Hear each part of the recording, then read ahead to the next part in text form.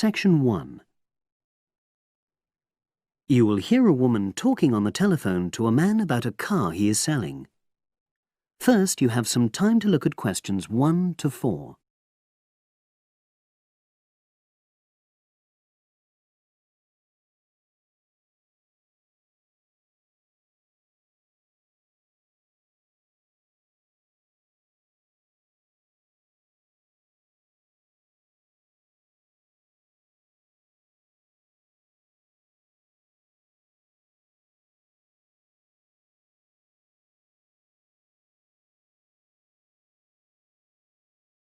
You will see that there is an example which has been done for you. On this occasion only, the conversation relating to this will be played first.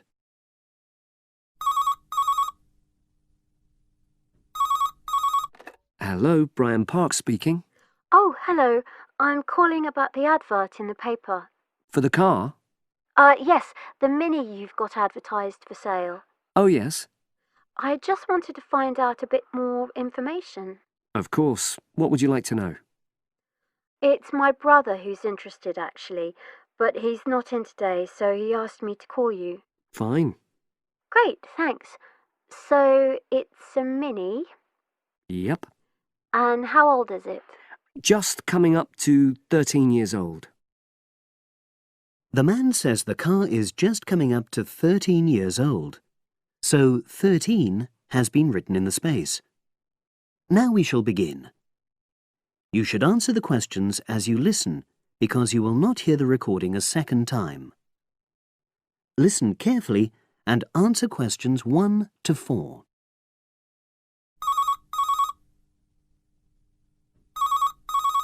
Hello, Brian Park speaking.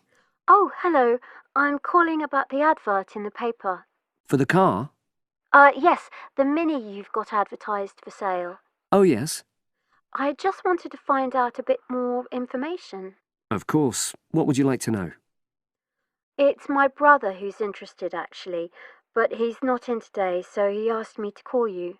Fine. Great, thanks.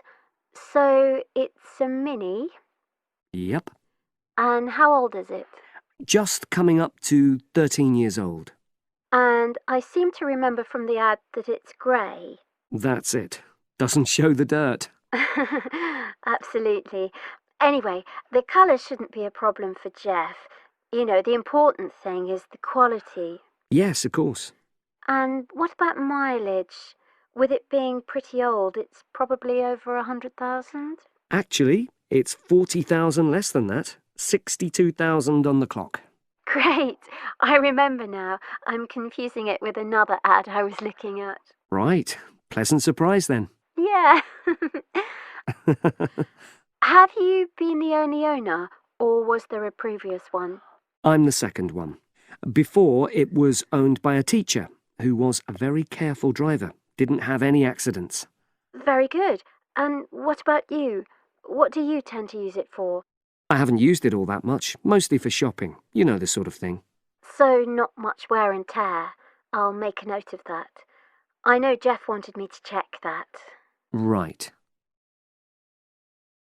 Before you hear the rest of the conversation, you have some time to look at questions 5 to 10.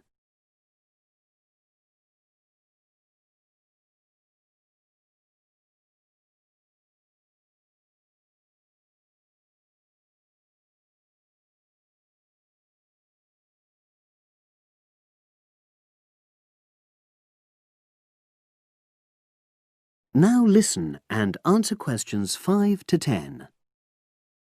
Now, about the price, I see you've got it down as £1,250. I'm not sure Jeff will be able to come up with that amount. In the ad, I did say 1,250 or nearest offer. So would you be prepared to go down to 1,000? That's really too low, I'm afraid. 1,100? I might be able to go to that. OK, I'll make a note of that. What about tax? Is it due soon? Got another 5 months before it's due. Oh, that's a real plus, yes. I'll make a note of that. OK. Now, you say it's in good condition. For its age, I'd say yes, definitely. It's just been serviced and there were no major problems. Major. I'd be able to show you the service report. The only thing is, you'd have to get a new tyre in the near future. Though it's still okay, you know. It's certainly absolutely safe at the moment. Okay, fair enough. Yes, I understand. And the garage also mentioned that one headlight could probably do with replacing. They think there's a fault there, you know, intermittent. Well, we'd obviously look at all the documents, but that sounds very straightforward. Of course. I've got all the service documents up to date, and you can look at those. Well, it all sounds pretty good, and I know my brother will be interested, so would it be possible for him to see the car? He's back from his trip tomorrow and away tonight, so how about tomorrow? Tomorrow? Wednesday? I'm afraid that's not possible. I'm out pretty much all day. Well, Thursday then? That'd be fine, yeah. In the morning? Yes, that'd suit me perfectly. Great. Now, you'll need my address. Oh, yes, of course. What is it? It's number 238, 238? London Road. Oh, that's easy enough. Yes, very straightforward. So I'll pass on these notes to Jeff, and he'll see you in a couple. That is the end of section 1. You now have half a minute to check your answers.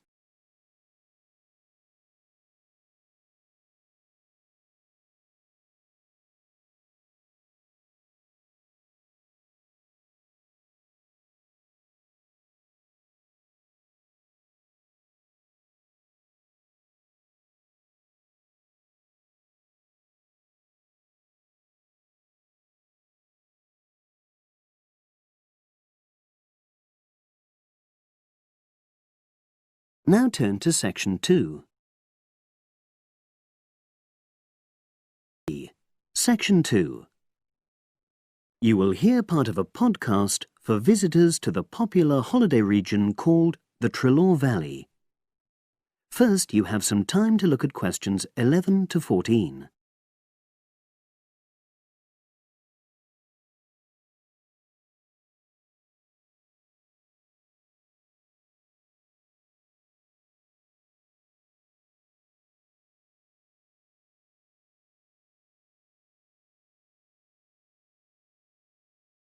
Now listen and answer questions 11 to 14. The valley and estuary of the River Treloar forms an unspoilt, beautiful landscape, rich in both wildlife and sites of historic interest. There are many ways to explore the area, and public transport links are good. It is possible to leave your car behind and travel by boat, train, or bus, with just short walks in between stops. The Treloar Valley Passenger Ferry runs between villages along the river estuary and provides a link with a train station at Barry, which is about 10 minutes' walk from the riverside village of Calton. In the past, the river was the main form of transport in the area, and as in the past, today's ferry service operates according to nature. The river estuary is tidal, and so the ferry timetable differs from day to day, according to the times and height of the tide. The ferry is also seasonal, normally running between April and September, depending on the weather. A timetable for the whole year can be downloaded from the internet by visiting www.treloarferry.co.uk. If you just want to sit and relax and enjoy the lovely scenery, you can take a river cruise to Calton and back from the nearby city of Plymouth. In the past, steamships brought early tourists along the same route.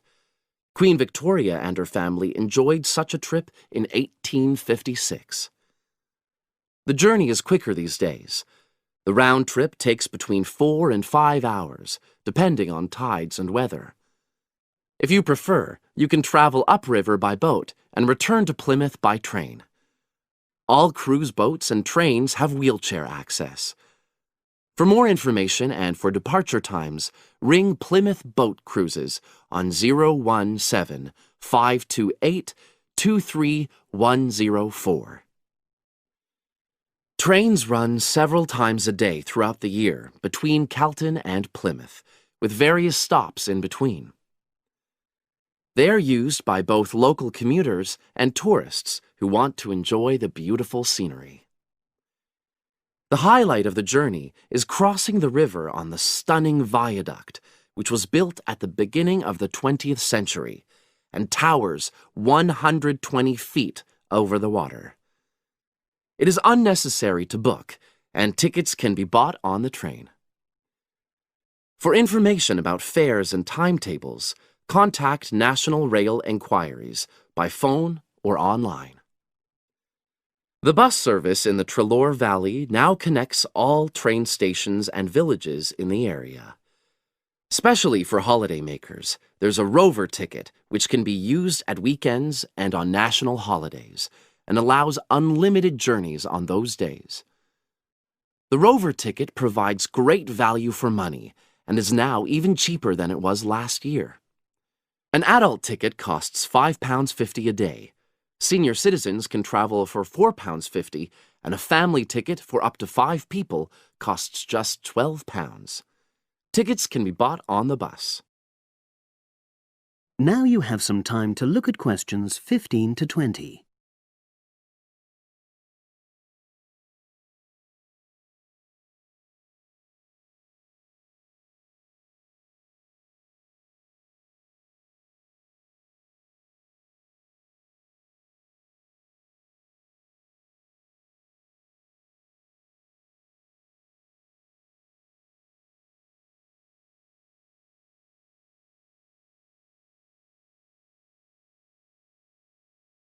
Now listen and answer questions 15 to 20. At the center of the Treloar Estuary area is the historic riverside village of Calton. The main road comes into the village from the south, and for those of you who are arriving by bus, it turns left just before the bridge and stops in the lay-by on the left-hand side. From there, it's just a short walk to Calton's various attractions. If you're arriving by car, you have to leave it in the main car park. Go over the bridge and take the first turning on the right. Then go on until you come to the end of that road. It's the only place to park in Calton, but there's no charge. If you're interested in local history, there's a museum in Calton with farming, fishing, and household implements from the late 19th century. As you come in from the south, cross the river and go straight on the same road until you reach the end. Also, on the subject of history, you can go and see the old mill, which has recently been renovated and put back into use. Turn left before you come to the bridge. Then go straight on and then take the first turning on the right. This leads straight there. If you're interested in arts and crafts, there's a potter's studio where you can watch the artist at work. After crossing the bridge, turn left, and it's the second building on the left. Finally, when you feel in need of refreshments, there's a cafe opposite the old boathouse and a picnic area near the mill. That is the end of section 2. You now have half a minute to check your answers.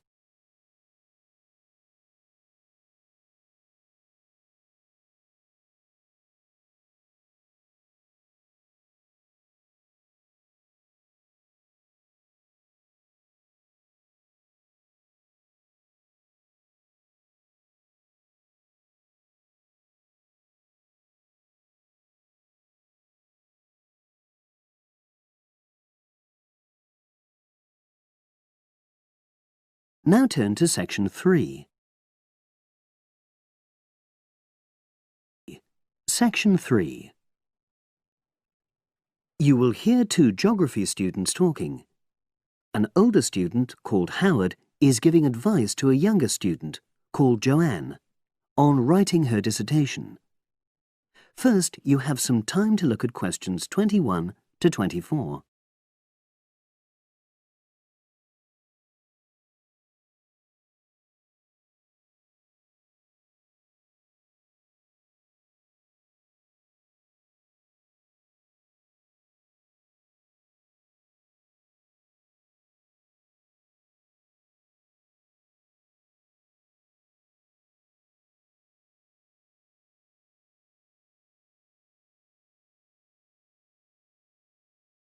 Now listen and answer questions 21 to 24.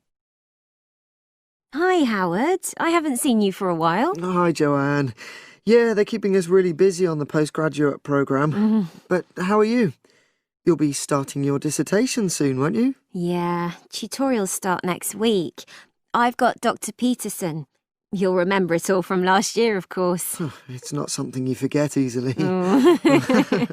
But seriously, although I didn't expect to enjoy writing my dissertation, and in fact I didn't really find it much fun, I wouldn't have missed the experience.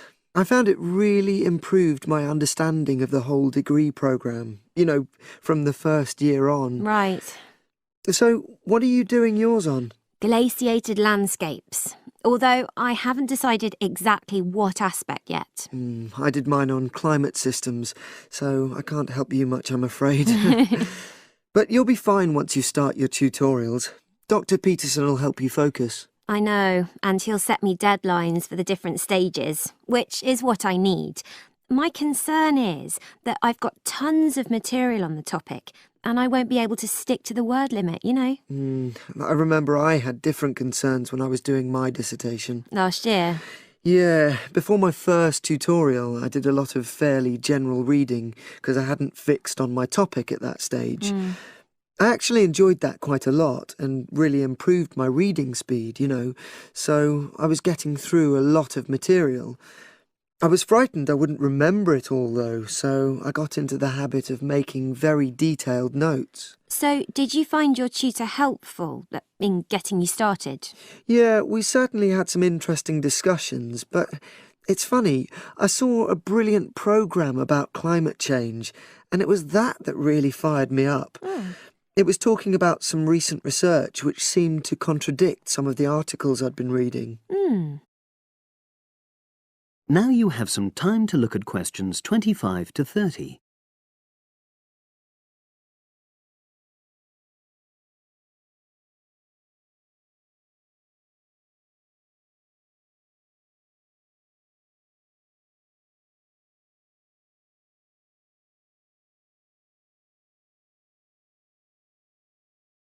Now listen and answer questions 25 to 30. So you say your tutorials start next week? Yeah.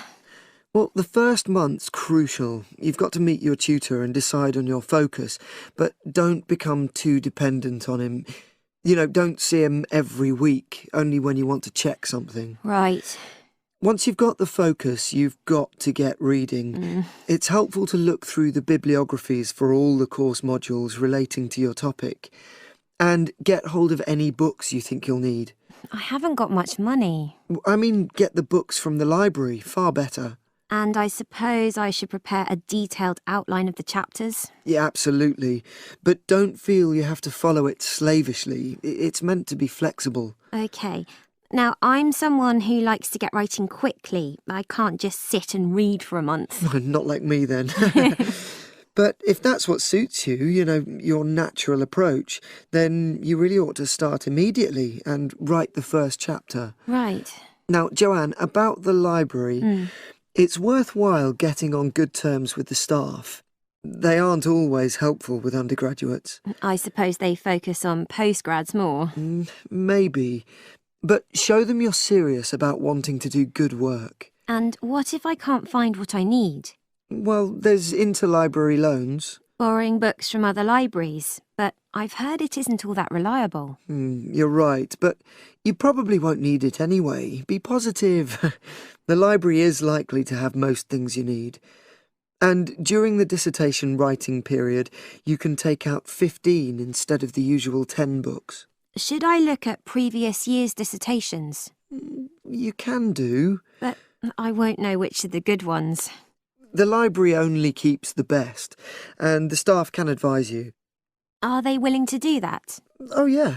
And I'm worried about getting journal articles from the electronic library. Well, have you tried to find any yet? No. Well, you should. It's really straightforward. That's obviously something I'll have to look into. Dr. Peterson will help. Yeah, I know I can go to him if I have any worries. Except he will be away in the second month. It's the holidays. You should ask him what to do while he's away. Gosh, yeah. I suppose I can get a lot of support from course mates. I know a couple of people who are thinking of doing the same topic as me. Take care. Collaboration can become dependency. I think you'd better see how that works out, what the people are like. You're probably right. About other reading, I suppose Dr. Peterson will recommend plenty of good articles to get me started. One thing I'd find out is what his attitude is to internet sources. Surely not in this day and age. I'd better get that sorted out right at the beginning. I would if I were you. And I've also got some questions about the research sections. How much time I should spend explaining the process? Well, I think that's up to you. You can see how it develops as you're writing. OK. It's the same with things like time management. That's something a tutor can't really help you with. I agree. So, is there anything else you need me to go over? That is the end of section 3. You now have half a minute to check your answers.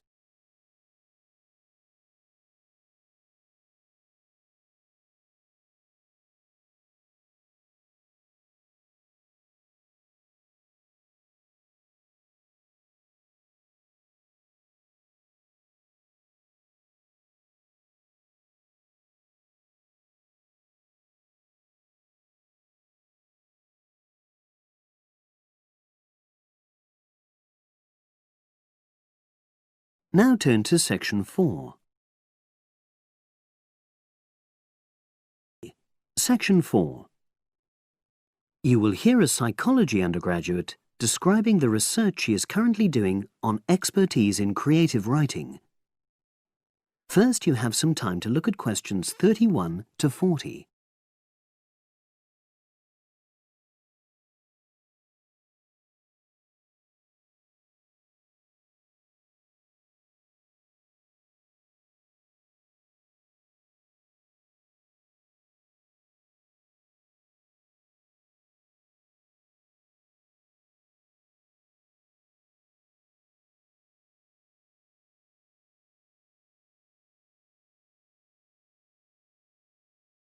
Now listen and answer questions 31 to 40. For my short presentation today, I'm going to summarise the work I've done so far on my research project to explore expertise in creative writing. Essentially, I'll share with you the process I underwent to gather my interim findings. First of all, I should give a little relevant background information about myself. Before I started my current degree course in cognitive psychology, I studied English literature, and as you can imagine, this meant I spent a great deal of time thinking about the notion of creativity and what makes people develop into successful writers. However, the idea for this research project came from a very specific source. I became fascinated with the idea of what makes an expert creative writer when I read a well-known 20th century writer's autobiography. I won't say which one at this stage, because I think that might prejudice your interpretation. Anyway, this got me thinking about the different routes to expertise. Specifically, I wondered why some people become experts at things whilst others fail to do so, in spite of the fact that they may be equally gifted and work equally hard. I started to read about how other researchers had explored similar questions in other fields. I began to see a pattern that those studies which involved research in a lab were too controlled for my purposes, and I decided to avoid reading them. I was quite surprised to find that the clearest guidance for my topic came from investigations into what I call practical skills, such as hairdressing or waiting tables. Most of these studies tended to use a similar set of procedures, which I eventually adopted for my own project.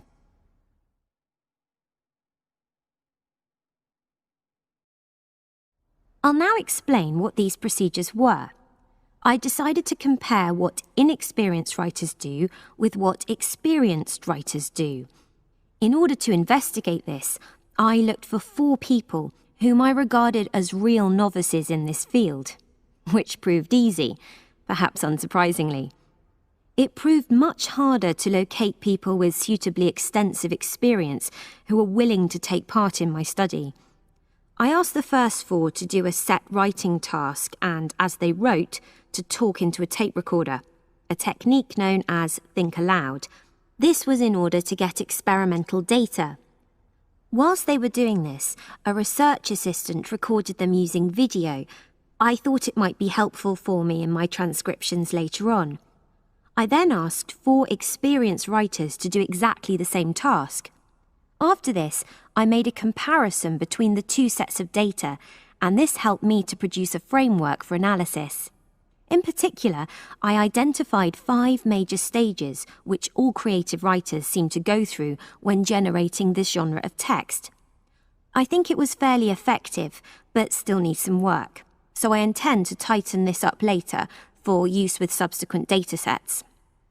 I then wanted to see whether experienced writers were actually producing the better pieces of writing.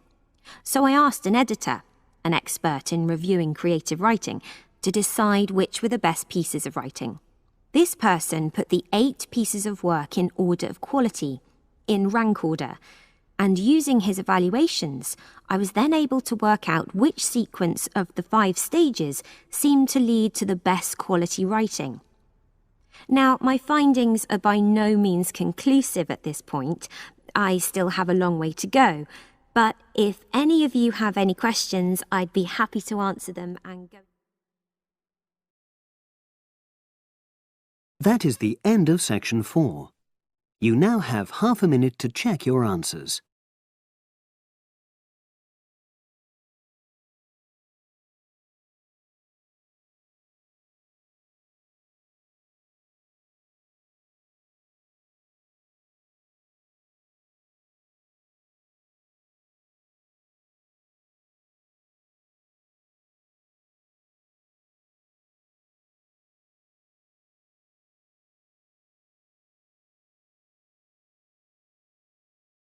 That is the end of the listening test.